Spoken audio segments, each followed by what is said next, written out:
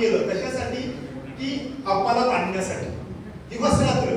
परंतु शेखर भाऊ हे आपलं वैशिष्ट्य मी कशासाठी सांगतो की हे वसईचं वैशिष्ट्य आहे आणि हे सातत्याने आपण बोललो पाहिजे, अधोरेखित केलं पाहिजे की आपण राजकारणात वेगवेगळ्या विचारधारेची लोक आहोत, वेगवेगळ्या पक्षाची लोक आहोत, वेगवेगळ्या धर्माची लोक आहोत, वेगवेगळ्या पंथाची लोक आहोत. परंतु आपलं वैशिष्ट्य काय की हे सगळं टिकून ठेवलं पाहिजे. त्याला ग्रहण लागायची काळ आलेला आहे.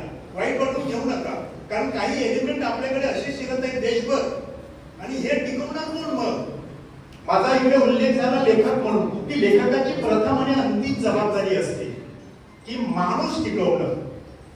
ह्या निमित्ताने आपण एकत्र जमत आहोत. तुमचे मतभेद असतील ना, पक्ष वेगळे असतील, परंतु आज इकडे आले ते माझे आमदार होते, ते आले, त्याने या ठिकाणी त्यांचा सन्मान केला, मोठ्या मनाने आलेला.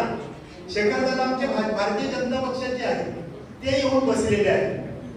आपण एकत्र अनेक वर्ष काम केलेलं आहे. म्हणून ह्या गोष्टी टिकवणं आवश्यक आहे. आपण जे आपली जबाबदारी किती माणसं समोर आहेत ना, हा विषय नाहीच. तुमच्यातला एक एक माणूस हजार तुमच्या मागे लोक आहेत. मी तुम्हाला प्रत्येकाला ओळखतो, प्रत्येकाचं नाव घेऊ शकतो, कारण तुम्ही गेली सातत्याने अनेक वर्ष ह्या सगळ्या चळवळीत आहात. तुम्हाला काय मिळालंय हा देखील विषय नाही ना. तुम्हाला मोठी पदं मिळालेली आहेत, तुम्हाला आमदार खासदार झालेले आहात का तुम्ही, आपल्याला तो स्कोपच नाही.